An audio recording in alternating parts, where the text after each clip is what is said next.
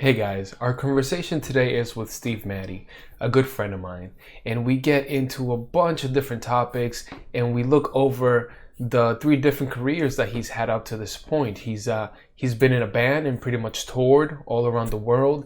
He has worked in construction and currently he is a sysadmin at a law firm, and that's what he's doing today. We get into a bunch of conversations regarding his upbringing, parenting, the importance of children being able to play with other children and how that could look like today and some of the drawbacks that we're seeing in society today.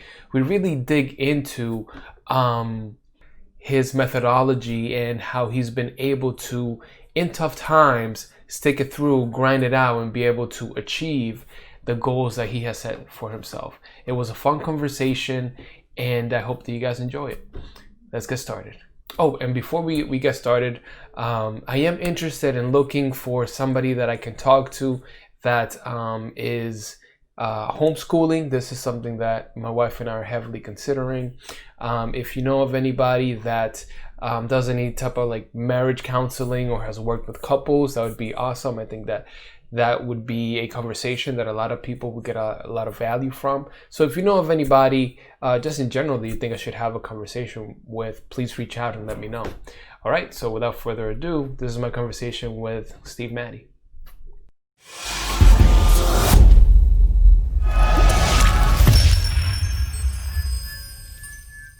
One. Hey Steve, how's it going? I'm doing good, Manny. How are you? I'm doing well. That's always awkward because you have like a prior conversation before you actually start. So for those that don't know the great Steve Mattie, do you mind just like giving us a brief intro? Nothing crazy. What you doing? What you up to today? Anything? Doesn't Yeah. So, my name's Steve Mattie. Live up here in the great state of New Hampshire. Formerly Mass resident. I am a internal IT administrator for a law firm in Manchester, New Hampshire. Sheehan, Finney, Bass and Green. Been working with them for over a year now. Was formerly in the MSP business, and then formerly in construction before that, and that's why we're doing this, I assume, for the old switcheroo. But I've been doing IT since 2014 to now, 2020, and it's been a great ride so far. Formerly a Mass resident, I'm gonna have to ask you why. That's where I was born. I lived there until I was. You didn't have a choice. Yeah, no, I was born into being a Mass resident, and I got out when I was around 25. Oh, gotcha. Cool. So let's kind of start at the beginning. So we talked about that you were born in Mass, but what was your childhood like growing up? I mean, it wasn't anything too crazy. I was in a suburb, about 25 minutes south of Boston, in Bridgewater, Massachusetts. I spent my whole life there. Great growing up. My neighborhood it was a long street with a bunch of interconnecting ones. So it was a bunch of neighborhood kids all around the same age. So there was like 10 of us that were just grew up together, and it was just, we did everything, jumped to people's houses, and it was just a great experience. All, came from great families. It was lucky that, all the parents and everything were cool with us crashing and sleeping over, doing everything. And pretty much the normal growing up childhood, and did all my schooling through, K through 12 in that area. It's funny. You mentioned going outside and playing with everybody in the neighborhood. Is that the same? Is that the same now with obviously with things that are going on? But I mean, before that, is it the same type of environment? Because you're seeing like kids less and less like playing outside, and like I remember growing up with my cousins. We all kind of like lived around, and we would all like call each other and be like, hey, let's go outside and play baseball or something like that.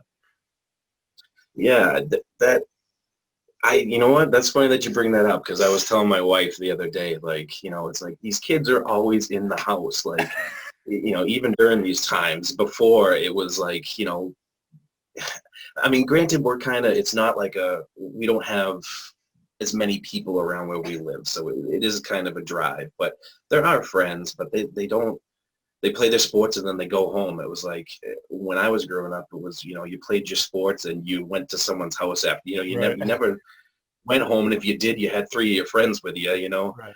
And that's what I've been telling my oldest now. She actually just turned 13, teenager. Oh Oh my my God. gosh. Uh, Wow, it's yeah. been so long. And After this, you gotta show me a few pictures because I haven't seen her in I forever. will. Yeah, I know. It's been a Oh, while keep since in mind, we worked together at some point, just so everybody kind of knows. yep. Yep. So yeah, I don't see it like it. I don't like it used to be, and I wish we could do something. I've got to figure out something that we can get the kids back because I think that has a lot to do with your growing up and stuff like that. Do you think it has to do? Everybody wants to like blame social media. Do you think like that's the case, or I do you think think something I else? don't just blame it on that, but I would definitely say that it plays its role, and kids are just getting exposed to stuff so quick, growing up so fast. It's like be a kid, don't get involved in all this stuff. Just live your life. You're gonna have plenty of time when you get older to worry about things and just slow down a little is what I'd like to tell them. It's funny. I was listening to a Joe Rogan podcast, and they had this expert that was talking about like children development and kind of like the society that we have now and how sensitive they tend to be, and that they can't really doesn't seem like the kids growing up now can deal with conflict. And one of the points that he made on that was that a lot of that conflict resolution happens in play with kids playing with other kids, and not only play, but the thing that he said was like unsupervised play, meaning like the parents may be around but they're far away, so they're not there to kind of intervene when there's an actual conflict, that they resolve it against one another. So he was saying that has been lost in this society with the way that things are going. So a lot of kids now that are growing up, when they reach some type of conflict as adults or even like young teenagers, like they don't know how to deal with it, which is crazy. Yeah, I would 100% agree with that statement. I like that. What do they call them? Like helicopter parents or Oh helicopter yeah, yeah. moms. They're just hovering around the kid and they don't let them, you know, get into an argument and let them figure it out themselves. It's like they're right there, and it's like kids like just feel like they can fall back because their parent is right there. And I would have to say a lot has to do with, I mean, good parenting, good upbringing. If a kid were to come back, I would talk to my parents and explain what happened and tell them how I handled it, and they would be like, you know what, if I did something wrong or did something they didn't agree with, like they would tell their side of the story, and like at least you've got stuff to go back and forth with. Otherwise, it's just like, oh, I rely on, I've got my mom or my dad behind me. It's like they, yeah, I would agree with that assessment of we're losing that. Yeah. Were your parents strict with you growing up, or did they like how did they try to raise you in a way? Were they very hands off, hands on? I would, that's a good one. I would say it was a mix. It wasn't like, strict, do this. I had my freedom, but I knew that if I did something wrong, I was coming home to something or I was going to get a punishment. So, it was a good balance, I would have to say. It wasn't just strict. You can't do this. Don't, I don't want you going. Like I said, it was a great neighborhood, Yeah. great parents. We we kind of relied on, we my parents, or if I was over someone's house, they would let their parent, if we were doing something bad, they can, discipline us in a way that, Right. not like a normal parent, but they kept us in line, and every parent and every of the kids were accepted of that. So Mm. How were you in school? Like you know, high I, school, grade school, like how was? Was Steve a I was really good in high good school. student? I mean, yeah, I mean, I was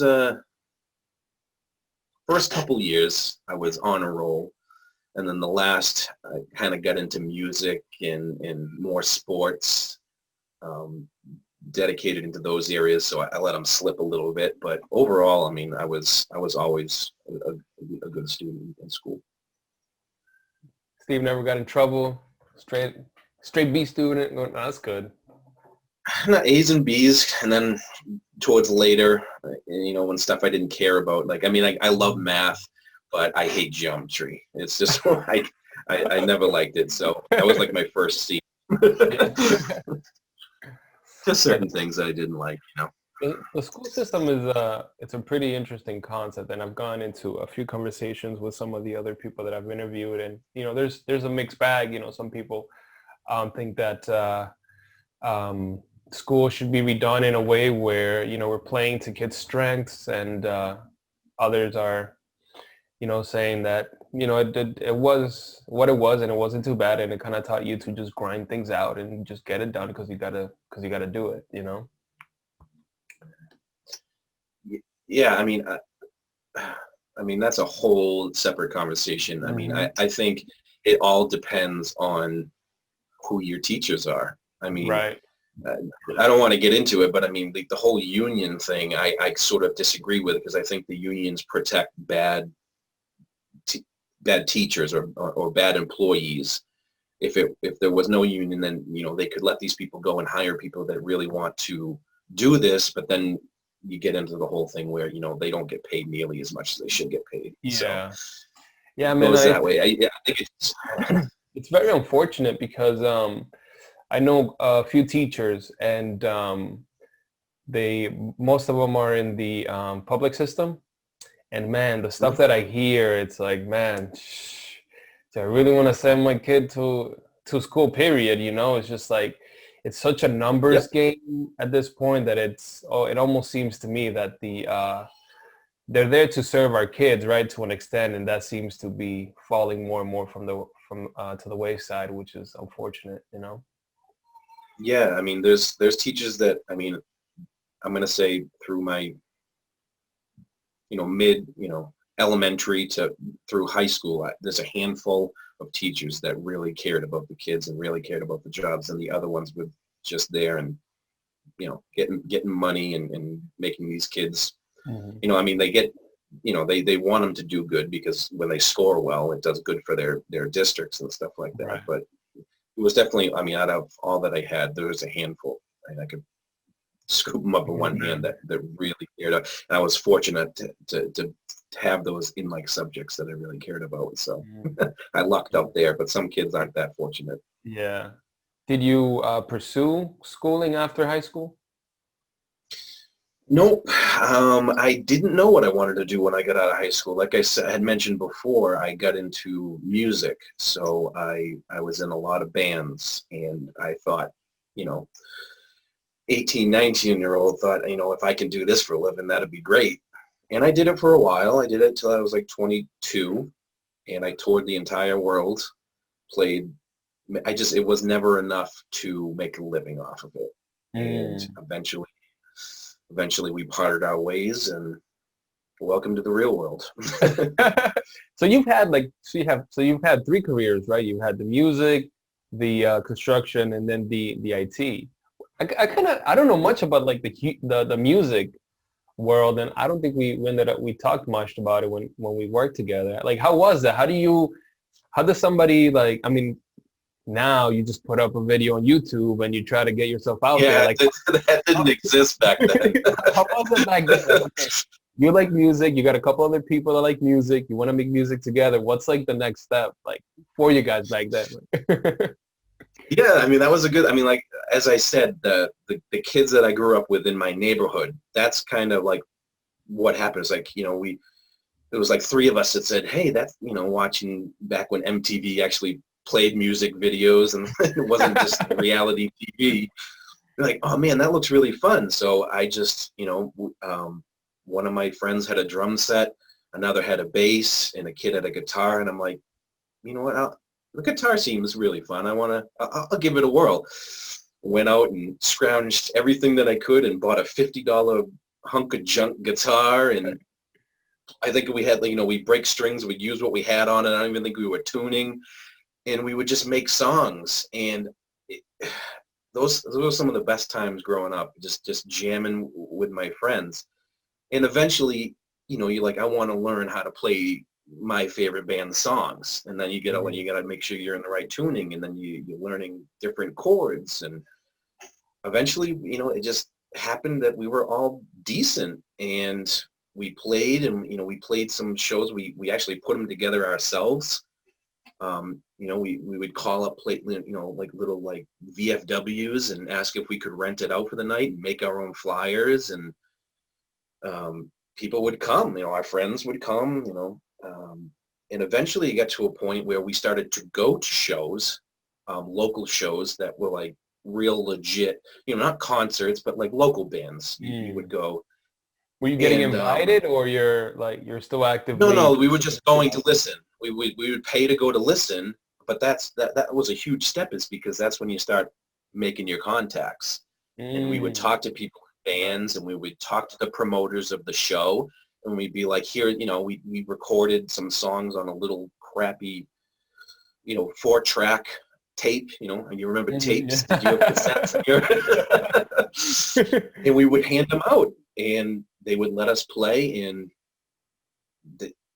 that's pretty much how we got into it. We started playing shows, and eventually we just, that original band split ways, and then I happened to know some, from going to the shows and making friends. We just had, they wanted to play different style music than me, and kind of just went in different ways. Well, so I made the friends. That's an interesting one. What music were you playing? Like, what was your style of music? You never mentioned. When we first started, it was a hardcore, a hardcore with, it was mostly like screaming and heavy music. And then they started to get into like the more punk stuff, and I really wasn't into playing punk music at that time. It wasn't what I wanted to do. So they went and did their own thing, and from all the people that I met at shows, I'm like, hey, whenever, if you guys ever have an opening or anything, I'll come jam with you. I mean, we don't have to do anything. And I happened to land a great spot in a band that already existed, and they were, and what's crazy is they were kind of a punk band at first, and then when I joined, they're like, oh, we want to do more hardcore style music, and that's kind of how we went off. Converted them? Yeah, I think they were hardcore at heart. It's just the punk scene kind of blew up at the time that everyone was playing punk, so everyone would go to see punk shows. And it's like, I want to play what I want to play, and we just gelled really well. And when we recorded our first demo, the guy that recorded it, he was in a metal band and really liked us so much that he's the one that asked us to join him on his European tour. So we kind of lucked out in that area. So we got to go over there, and we got, it was enough. We got paid enough to live day to day. That's all I can say. I never made enough. 19 and your parents just let you go to Europe? Like, all right, peace. No problem. Well, I wasn't going to college, so that's a lot of money that they get to keep. So I'm thinking they were pretty happy about it. My parents would have had a heart attack. They were like, "What? You're not going to college? Well, that's what you want to go play music." I mean, that's what I was saying. Where my parents were, they weren't. They were a great mix. I always had the respect for them and feared them, I guess you could say. You always have that fear for your parents, but know that they love you. But they gave me the freedom to do. They know I was smart enough to handle myself, and if I was ever in trouble, I would know what to do, or could always reach back out to them. So, yeah, toured 1920. We toured, and then when we came back, we toured. We personally would reach out, and we booked a whole Canadian tour and a whole U.S. tour. So I did the UK, Europe, Canada, and the U.S. all by the time I was 21 years old. Wow. Did you start getting groupies? Was that a thing for you guys? Yeah. I mean, yeah, you had, because, back then you had your merch table where you went. You weren't downloading music. This is prior Napster, Yeah. I guess, or no one really used all that stuff at this time. So you sold your CDs or your demos at the shows, and then people would make burn Mm. copies of their own and give Mhm. them to their friends. And next time you roll through London, Ontario, Canada, you've got like 25 people that waiting to see you. And it was kind of crazy, Yeah. at that age of my life. It was like, man, these people like want to hear us play live. And I do have to say, I don't want to toot my own horn, but we put on a great live show. Do you have tapes of that? I gotta see that. Yeah, this video. There's actually, I believe we reunited back when I was working with you in 2014. We did a reunion show down in Taunton, Massachusetts, because it was like 12 years since we were together. And we're like, hell, let's just put one last little shindig together, and it should be on YouTube. If you Google that, you should find it. Okay. Cool. I'll get the title from it. I'll get the link later. There was something Mm-hmm. interesting that you mentioned that not necessarily caught me by surprise, but I think I want to ask you a little bit more about is that when you said that when you got your instruments and your buddies as well, looks like it wasn't that you guys necessarily just went out and started either finding a teacher or trying to get some type of lessons to teach you how to play these things. You mentioned that you just started like playing with it and started figuring out what it was even before you went out and actually sought like somebody that would be able to teach you about this instrument.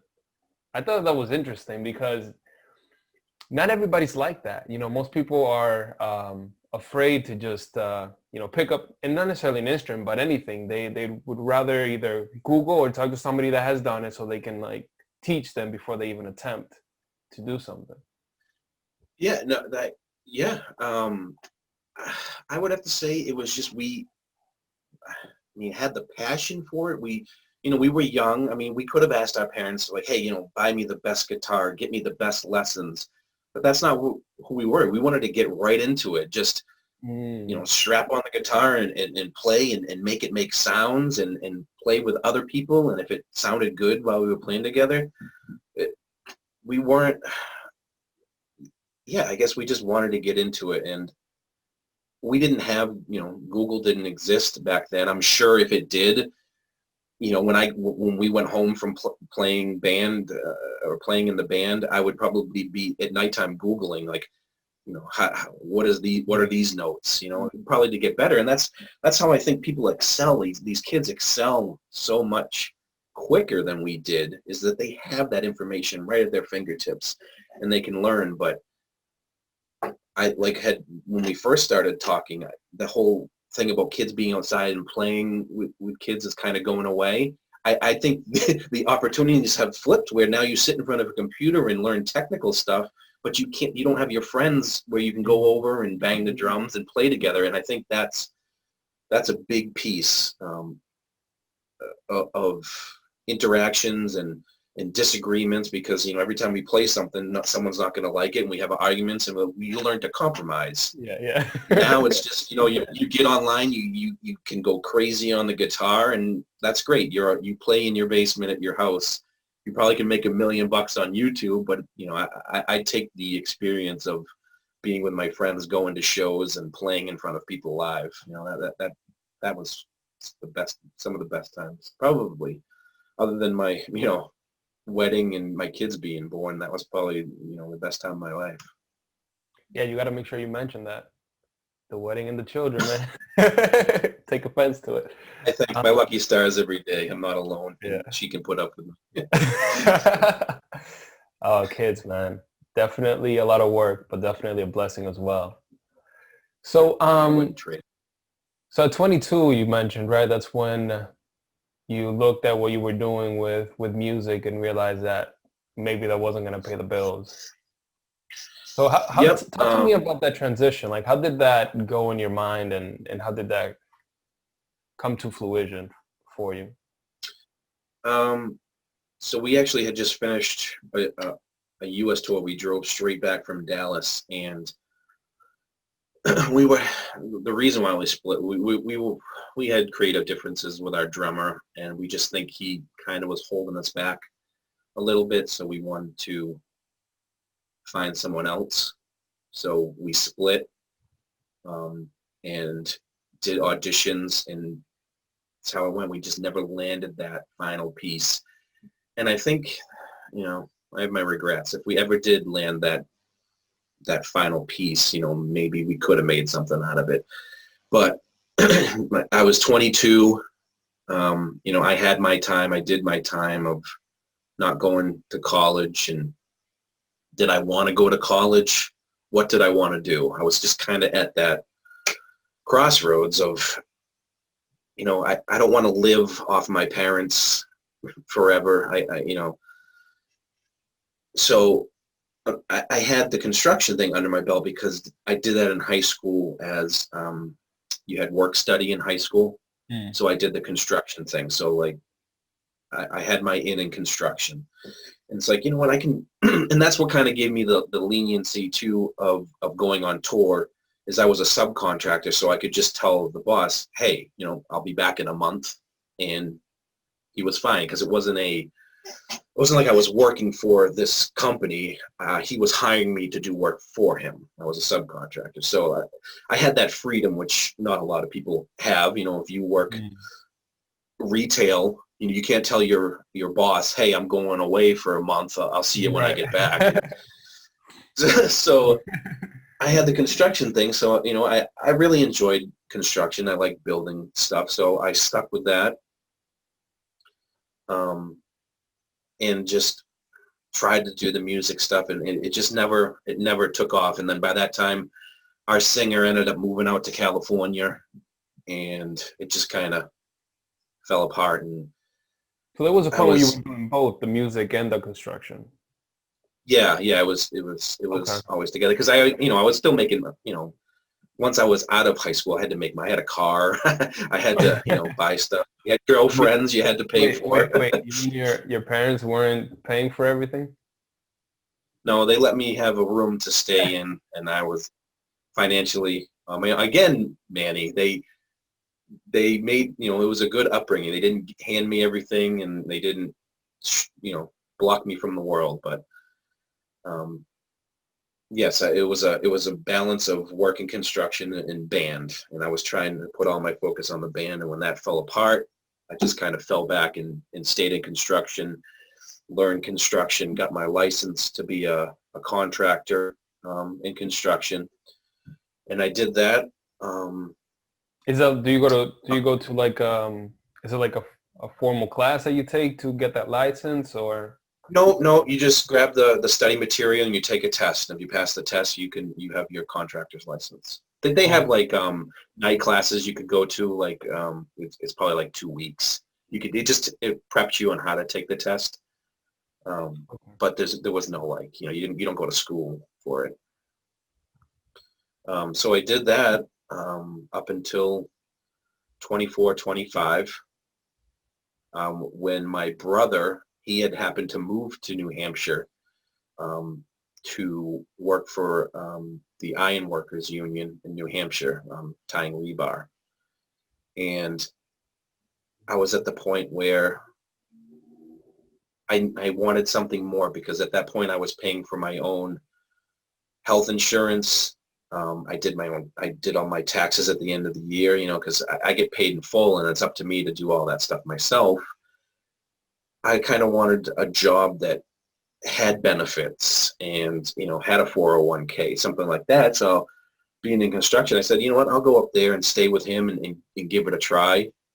So I moved up and was joined the Ironworkers Union for a few years. It's still construction, just a different form, where I was originally residential, built, houses, a little bit of commercial stuff, but mostly residential construction. And then I jumped over into the whole tie-in rebar, for forms, for foundations, for the union, which was great. Great pay, great benefits. And that's when I met my wife and had my first child at 25. Oh, man. And I got married at 25. I would say, yep. And I'm going to say it was a week, 2 weeks after my first daughter was born that I got laid off. Really? And yeah, it was around a time where China was buying up all the metal. So there wasn't a lot of work. And because I had just joined the union, I was low man on the totem pole. I see. So I pretty much, all the guys that have been there had seniority would get the work. And at that time, Boston had bought out the New Hampshire Ironworkers. So our hall was in Southie in Boston. So if I wanted to get work, I would have to drive every morning and sit in the Boston Hall and pray that someone would come in and be like, I need 5 guys for this job. And so it was like, I can't raise a child on, praying that somebody needs help. Where were you It's just the way waiting? that I would sit in a hall and wait for a guy that had a job that needed more hands. Like, hey, I need 5 guys to help me tie this rebar at this job Mhm. site. The job could last a day. The job could last months. You never know. But being the low man, you just have to go down there and sit and wait. It's not like they'll call you on the phone Mhm. at your house and say, hey, meet us down there. It's whoever's down there, whoever's ready to go, you get the job. And I couldn't, I didn't have the money to drive down there, support my wife and newborn, and hope that I get work. I mean, maybe that's just me, but I need something that I know that I'm getting a paycheck, that I have a steady job. So I ended up packing up the kids because we were only renting at that time. And my parents let us move back to Massachusetts, where my wife ended up going to school for nursing, and I did the whole construction thing again, back to construction. Was that And tough we to went, you, having to go back to yeah, your parents? oh, absolutely. I mean, I've got you know, it's kind of a blow to you because it's like, you thought you had everything. You got your wife, you've got a child, and now you got to rely on your parents again. Mm. I'm grateful. I'm more than grateful that I had that safety net there. Um, I would do that for my kids as well. And that my parents had you know, the ability to do that for us.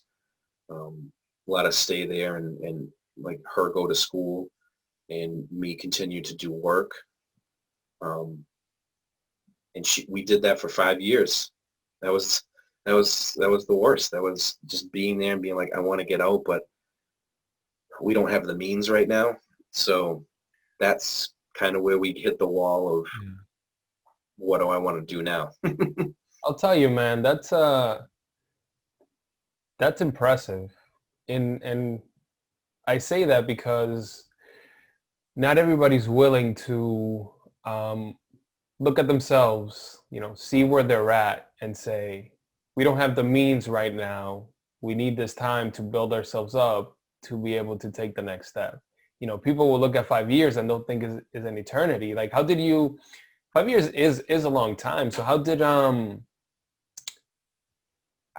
were those, I don't want to say how were those conversations, but more, how did you get through those 5 years and stay put and make sure that you were working towards something better instead of saying, oh, well, this is too much. I'm just gonna either get a credit card or we'll figure it out later and we'll put this on cards and things like that. What was the mentality there that had you, sacrifice now so then you could be better off later? Well, that's what it was. Is I'm happy to say, and I can't even say sacrifice because you know sacrificing would be like you know buying like a studio for dirt cheap and living off scraps. I mean, we were able to have a nice place. I mean, the grandparents, of course, they want to see the newborn, so they welcomed us with open arms. But I mean, I'm sure you probably know, it grows old when you've got two like adult families living in the same place. Mhm. You want to do your thing, but you got to respect it because it's not your thing; it's their thing. And I just kept telling myself, I mean, I made decent money as a contractor. So I just kept telling myself, my wife's going through school right now. Let her finish her school. That's one job that is never going to go away. Nursing is never going to go away in my eyes until robots do it all. But um, I'm like, she can make, once she gets this done, and she gets a good paying job, we can save the money. And that's what it was. It was just work, work, work, save the money while she went to school, and she had side jobs while she was going to school. She would do, she was in nursing homes, and, she sacrificed a lot too. I mean, she had to move from everybody in New Hampshire that she knew and move to Mass where she knows nobody. It's not a, it's a 2-hour drive from where we are and where my parents were, but, it was a lot for her. So if she could sacrifice that, I can sacrifice, those years so that we can get that foundation underneath us to move out and do our own thing. But So you said at this point, I you guys I ended was up just in going to say, 30? Oh yeah, go ahead. No, go ahead. go ahead.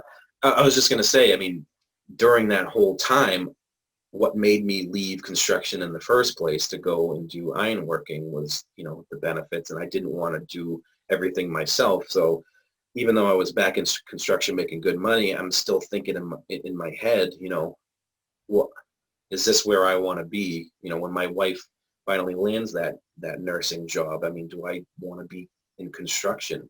And, now I'm pushing 30 and I got to pull the trigger. I mean, it's getting too late. And if I want to do something, I got to do it now.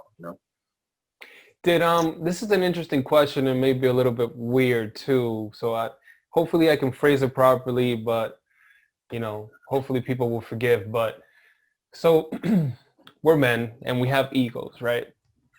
And I'm sure that you're making this sacrifice, and your wife is getting close to finish or has just finished. So now she's in a position that she has the ability to get the things that you were hoping to receive from that metal job, the metal job that you were doing, and now you went back to construction. Now you don't have that.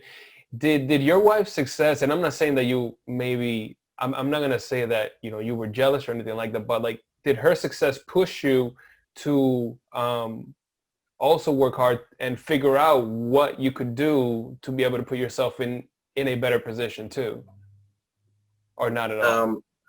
No, I'm going to say not at all. I had no ego. I mean, if she makes 10 times the money that I do, I would support her. I supported her, she supported me when I was, the breadwinner. I never felt that way with her. I had that drive inside of me, maybe from my upbringing, but it was always the man should be like, should be the supporter and stuff like that. And I don't feel that way. A woman can support the family, but just inside of me, I wanted to do everything that I could to better the situation, better our situation. No, that's good. So when do you start getting into, when does it hit you like, okay, IT, this is what I want to do, or this is my way to better our situation? I mean, I was always into tech and computers. I mean, I got one of the friends that I grew up with, going over his house and seeing, I think it was a Commodore 64 for the first time. I'm like, what the heck is this thing? And just playing games on it. And I was always fascinated with it. And then, when computers started getting bigger and, now we had Windows 95 in the household, and just playing around. I was always fascinated with it. And then happened to be one of the kids in my band, his younger brother was really into computers. And so when I would go over and hang out with my bass player, we would just go back and forth. I'd see what he was doing and getting involved. And then I just started to get involved. I mean, this is all back, growing up and all the way until current. I was always fascinated with it. So it was always in the back of the head, like, I could do something in computers, but like I said, I was at that wall. It's like, now what do I do? Do I go to school to learn this? How do I go about doing it? I mean, that was like I said, my wife was, there's always going to be a role for her somewhere. Nursing is not going to go away. I thought, I enjoy computers enough to give my all to it. And I know that if whatever path I go in computers, there's going to be a job there for me. What am I going to do right now? What should I do to get into that? And I contemplated going, to like a community college and getting my credits and taking information technology, something along those lines. And then it was just like, how much time do I want to, put into it? What's the quickest but not, most insufficient way to get there? And I came across schools like ITT Tech, and I happened to land one right in Braintree, Massachusetts. It was the American Career Institute, and it wasn't as much as, ITT Tech was quite expensive. I think it was upwards of 40 grand at the time. And I'm like, I don't know if I want to take that. And I came across the American Career Institute, and they weren't like a degree. They were like a certificate school, but at least it was like, I didn't have to take those prerequisite classes. I could just focus on computers. So I just went there. I drove there one afternoon and talked to their people, and I signed up and started to take classes in IT. Now, I remember when you first got to the company, you had like a bunch of certs, right? How many certs did you end up getting before you started trying to land a job? So I did schooling. I think it was like a year and a half, I think was the whole thing. And just after a year, the school went bankrupt and closed the doors. Pretty much, you were done. Shut the doors. We're done. So I never got to finish. By the time they went bankrupt, I had already gotten, while I was going to class, I took my A+. I mean, you know how it goes. What do you take? Your A+, your networking plus. I think I had those two. Yeah, CompTIA. I had those two when the school shut down. And again, maybe the drive inside me, nobody telling me. I mean, I could have quit right there. I could have said, oh man, woe is me. The school closed. I could stop. I really enjoyed learning and working with computers. So I didn't stop. I studied myself, and I went in and took, was it 3 or 4 tests to get the MCITP, Microsoft Certified IT Professional, Windows 2008 server back then. I was like 3, 4, 5. I can't remember. It was a decent amount of tests. I wasn't going to stop. So I had the books already from school. I just studied myself, took the tests, and passed them. And my last one, the one that got me Server 2008 Administrator, was the day after the marathon bombings in Boston. Yeah. And I'm like, I had the test all signed up, and I got to drive into Boston because it was the only place that I could take the test at the Pearson View or whatever the testing facility was. There wasn't any place closer to me. And I said, I drove all the back roads because all the main roads were shut down. They were still looking for the bomber at that time. And I got in there and I took the test and I passed. And that was the last test that I took before applying for work. Did you end up applying to a few different places before you landed with us? Yep. Or? Yeah, absolutely. I mean, I'm not going to name names, but one of the main competitors of the company that we worked at pretty much threw me out the door. Really? I went in for Yeah, I went in for an interview. I drove. I do want to mention that my wife had landed a job in New Hampshire, and we actually purchased our first home before I even had a job with that company. Mhm. So we had the house. She was working out of it. I was still kind of moving back and forth doing construction in Mass while still, taking those tests and doing the computer thing. And we had the house, and then it was just, job application mode, sending out anybody in the area just to get my foot in the door because I had no experience. And I think, That's the that's a toughest big thing, red, man. yeah, it's a big red mark on when someone's interviewing you. It's like, what am I supposed to go by? You have no experience, and all I had was my certifications. And I mean, I guess the one good thing, I mean, you could say one or two jobs. They were kind of, both construction, I mean, Mm. my whole life. So that was a big thing that, at least he's committed to what he does. Right. I'm surprised that they turned you away because I worked for them as well. Coming out of school, and they were very into certs, right? Because that's how they qualify that to their clients, etc. I mean, I came out of school, I didn't have any certs, but I guess they looked at the degree and they're like, well, let's give this guy a shot. Um, but one of the things that's getting the foot in the door. So I myself, I graduated with a computer engineering degree, but I didn't quite like the engineering side of things. I didn't want to sit and do math all day, really. Like that just wasn't what appealed to me. So actually 2 years into my career, I'm like, well, I'm not going to start over because it's a lot of money. So what I ended up doing was that I ended up gearing my internships more on the sysadmin side. So I ended up getting my computer engineering degree, but at least when I came out of there, I had some experience in IT, right? But the interesting thing was that, man, when I came out of school, I made more in my internships than I did when I first got out. And thinking back, a lot of people would have looked at that number and been like, well, I deserve more than this.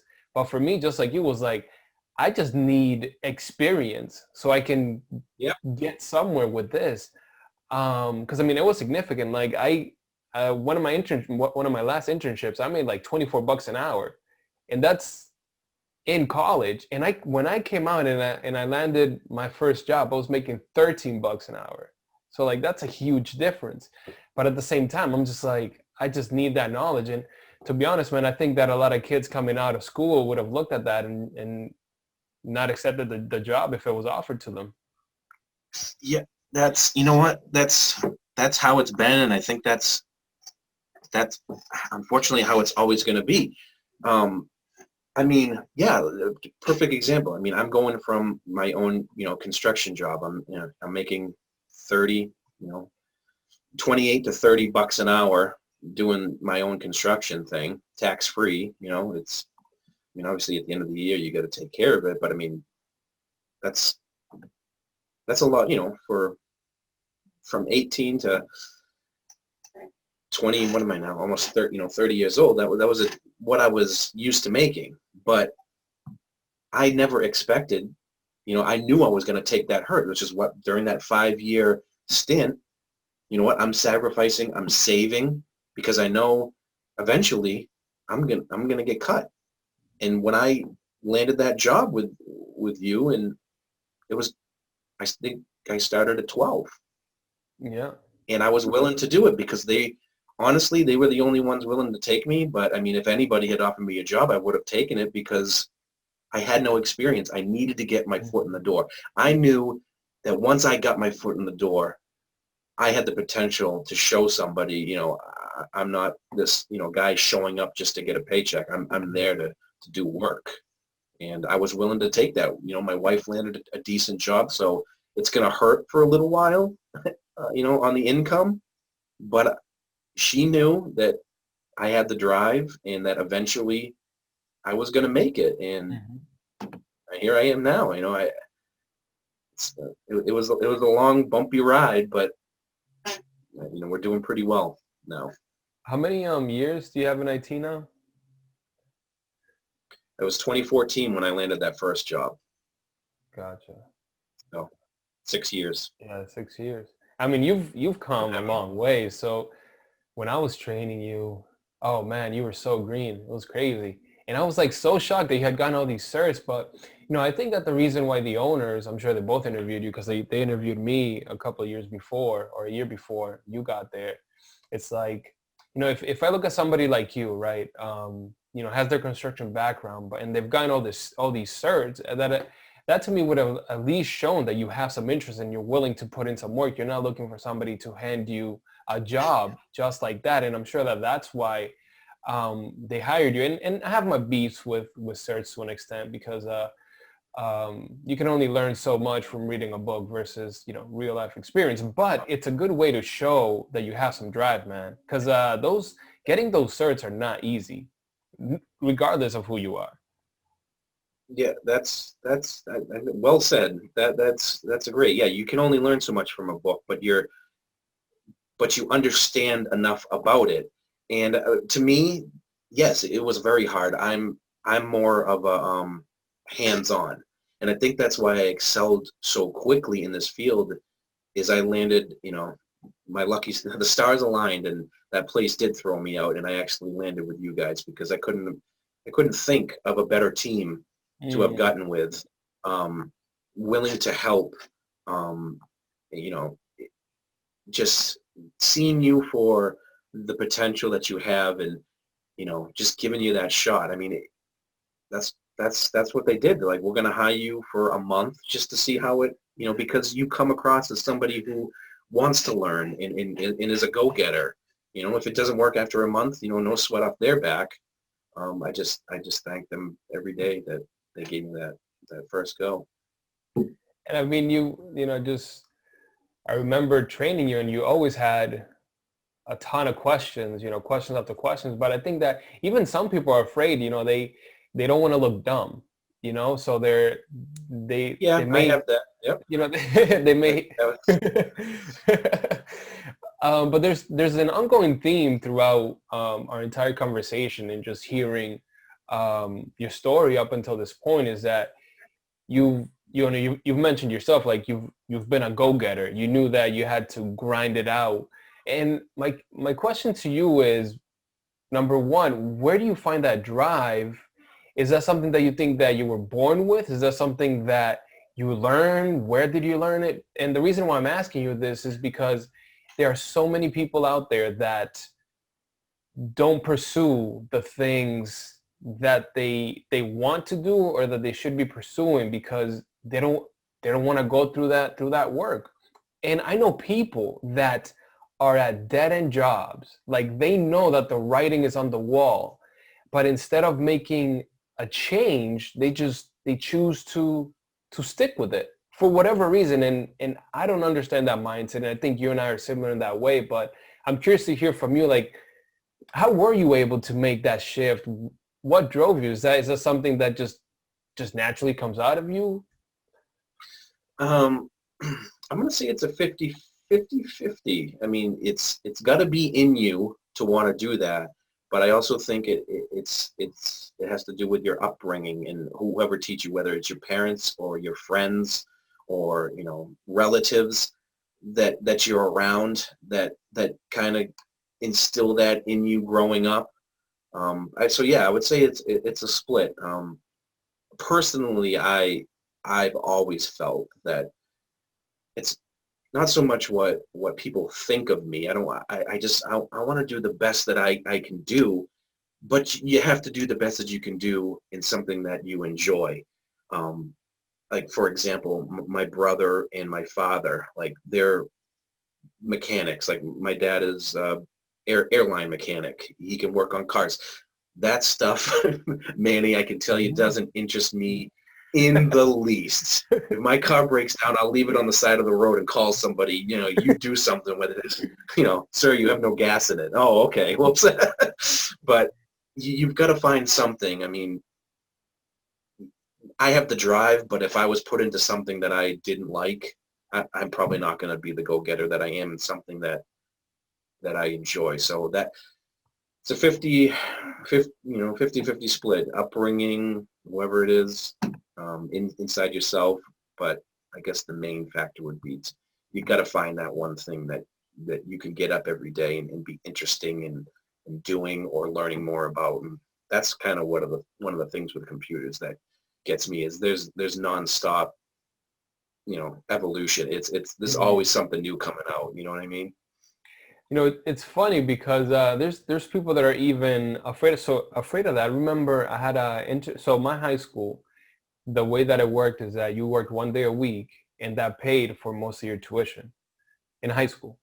So it's pretty interesting, and I quite like that model because it shows kids that you got to work for your education as well, and then it taught you responsibility. But so I ended up at this company, and my role wasn't with the IT guy, but like I gravitated towards that. And I sat down with him one day, and I'm talking to him. It's like, and he's telling me there's always all this stuff that you need to learn and that you need to revise. And I'm like, oh, that's cool. So that means like you're always learning something new, that it doesn't get old. And the guy told me, he's like, yeah, man, but it's tiring. You should, instead of doing that, you should just become a doctor, because you don't have to, after you come out, you don't have to learn. And I was just like, what? That guy, he's I don't think that's the right guy you should be talking to. A life advice. I'm sorry. I mean, I didn't listen to him, but it's like, man, there are people out there that just want to do one thing, do it the same way, and not learn anything different. And man, the way that things are going, just everything just is shifting so much that, unfortunately, for people that don't want to learn, that want static jobs, those are the jobs that are being taken by machines at this point. Right. Yeah, man. Yeah, I certainly know those people. I have friends that are just like that. They get up, they do their 9 to 5 or their overnights, and then they wake up and do the same exact thing. That's just, maybe that is something naturally inside of you where that's not how you can live your day. You can't, you're not content in getting up and typing the same thing over and over again. And Mhm.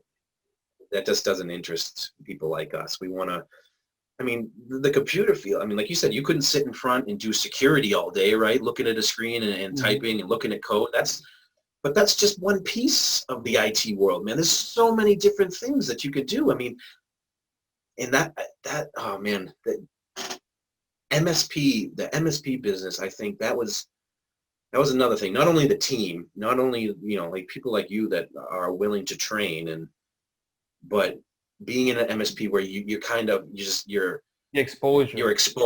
exposed to the whole spectrum, man. And I learned really quick, like what I really enjoyed and so now I've got my path.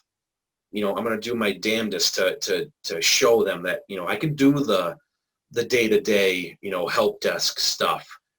And then maybe they're going to give me a little more responsibility. And they did, and they gave me a little more and a little more. And I kept proving to them that, what, keep throwing, throw more on my plate. I want to learn more. I was a sponge like that. If I didn't get it, I raised my hand. I'd ask you, and if you didn't know it, we went, to the big man, and he would Yeah. square us straight. That's what a team does. I wasn't so afraid of asking questions. Like you said, I would always ask questions to you. My biggest thing is I was more afraid of speaking to the end user. Like Mm. the only people I ever dealt with in construction was the people that I work with and the homeowner. And it was just like, hey, this is what we're doing. We've already got the plans, does this look good? And they'd be like, yeah, you're doing such a great job. That was my interaction with the consumer. Now I'm like 30 years old and I've got to call these people and as you get Lawyers the and whole sweetheart to the total, yeah. like, oh man, do I have to call this guy ever again?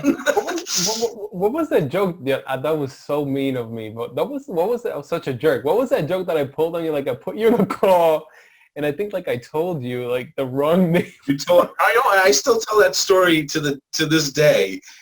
It was a woman at a whatever they were, some art or marketing company. And her name was Melanie. And I said, okay, you're like, Steve, take this call. And I said, all right, here we go. I'm going to ask you got to talk to a receptionist first. So you got to ask for, I'll ask for Melanie. No, don't, no, that's not her name. It's pronounced Melanie. And I'm like, Melanie? And I'm like, all right. I mean, you've called these people before, he's like, don't pronounce her name wrong. She'll get mad. And I'm ring, ring, ring. Can I speak with Melanie? And she goes, oh, you mean Melanie? And I just look at you curled up, dying laughing. And you know what? I I have to give it to you. I was stupid enough to fall for it. But, I was more nervous of talking to the person. I wasn't really thinking that you were screwing with me at that time. To be honest, I didn't think you were going to say it. That's what... Oh, good times. It's like the news anchor reading from the teleprompter. He'll read anything. So true. Oh, but you know what? You made it fun, man. And I appreciate everything, the time that you took. I mean, you could have... didn't you recently just have somebody that you trained that just kind of left after you? Didn't that feel kind of a waste? Mm-hmm. And that happened to me too. Once I was, I don't know, maybe a tier 3 at the time. We hired you. Had left by that point, and I was getting my first trainee, my first Padawan, and he had so much potential, man. And I got him to that point. I could see myself in him, the quick learning. Once you showed him how to do it once, he was on it. And unfortunately, he went somewhere else, I think, for better pay. And it was a shame, but you hate to see the ones go that can make it. But good for him, if you're going to make more money, go for it. That's the one thing that, hearing your story, like there's so much perseverance. And I think that we live in a world today where everything has to be quick, like the money has to come quick or else I'm not going to do it. And I think that that's something that's missing so much in today. It's like, man, sometimes it takes time. Like things not only are not just going to be handed to you, meaning you're going to have to work for it, but at the same time, it's going to take time and effort for you to get there, and not everybody has that, that forethought to think ahead and say, I need to grind now so I can be at a better place tomorrow. Yeah, there's definitely opportunity out there to make that quick buck and make a lot of money fast, but those don't last. Mm-hmm. Maybe with a percentage, 1 out of 100 might make it, but if you don't have that drive, if you don't have that get up and go, you're not going to last. Mm-hmm. People can see it. Once you enter the real world, you can tell the phonies. Yeah, for sure. So it's easy come, easy go, as they say. Yeah. Right. But, I know that you have to get going. So I just want to give you the last word here. Anything else you want to share as we close? I would say, if anything, if anyone listening to this is, at that wall or at that crossroads where they don't know what they want to do, I would say, look inside yourself. Are you happy with where you're at? Can you get by? Is this how you want to live your life? I know it's hard to think ahead, but look inside yourself and look, how to say this, look inside yourself, and if you're happy with where you are, then by all means do the repetition job and hope something better comes on. But if you really want to do what you want to do and get a great job and have a family that you can support, and look ahead and be like, what do I have to do to get there? And just take that first step. It starts with that one step. And once you start that momentum, that snowball starts rolling. It's, look what's happening in 6 years with somebody that just came from no experience and is now pretty much hand in hand running a huge law firm, with 100 to 200 plus users, multiple locations across multiple states. 3 of us running that, and it's. I love getting up and going and doing that work and learning something new. So if you're happy where you are, by all means, do you. But just take that first step. You got to take that first step, and you'll be happy when you do. Well said, man. Well, I appreciate you taking the time for being here, man. It was a pleasure No, talking to you. thank you very much. I was honored that you thought of me when you wanted to do this. No, for sure.